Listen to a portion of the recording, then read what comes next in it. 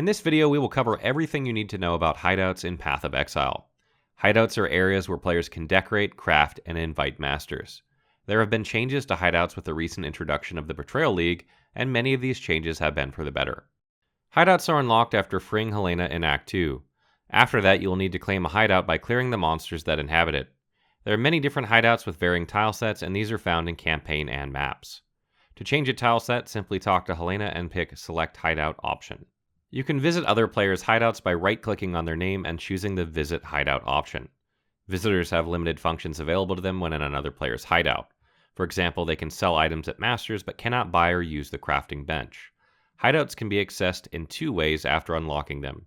First, by typing /hideout in chat while in town, and second, when using waypoints, you can access a hideout by clicking the hideout icon located at the bottom right corner.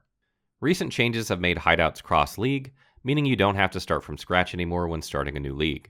Hideouts, decorations, and favor are all shared account-wide now, and on PC there is an option to export your hideout to a file and import it later. This option can be used as a way to back up your current hideout before doing something experimental with it, or as a way to simply share a hideout with other community members. You can have a different hideout setup for each tile set, and they can be swapped between at will. Decorations are cosmetic additions to hideouts that have no gameplay function besides making hideouts look more aesthetically pleasing. When a hideout has been claimed, it can be edited by clicking on the hideout button at the bottom right corner.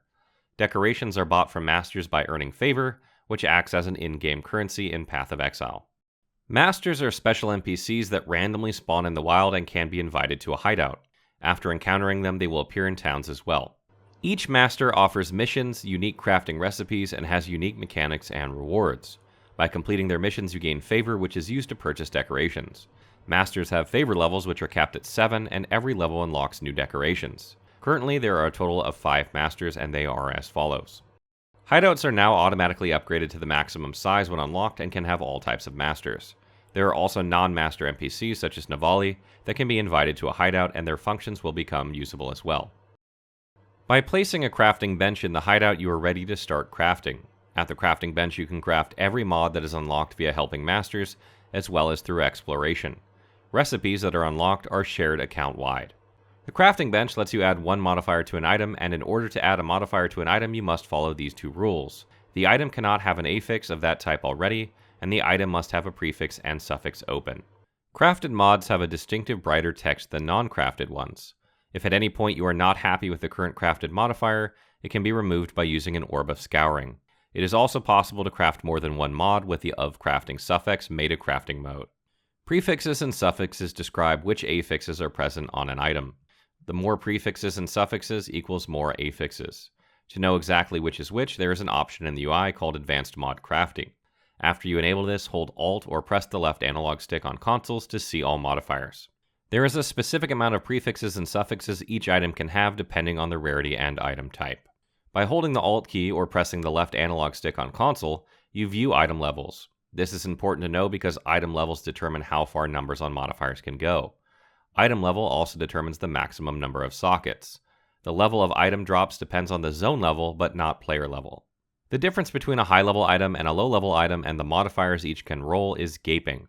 Let's take the increased physical damage prefix as an example. The item level 1 can roll 40 to 49, while item level 83 can roll 170 to 179. Meta crafting means crafting mods that have unique modifiers that break conventional crafting rules.